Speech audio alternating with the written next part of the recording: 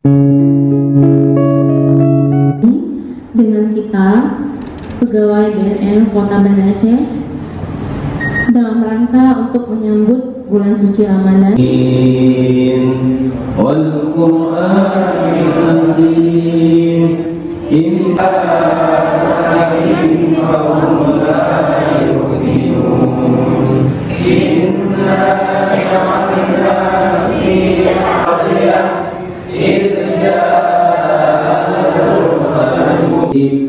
Bismillahirrahmanirrahim. Ya ayyuhalladzina amanu kutiba alaikumusiyam. Kita pernah menjadi kecil. Makna kecil ini adalah kalau berbicara jabatannya.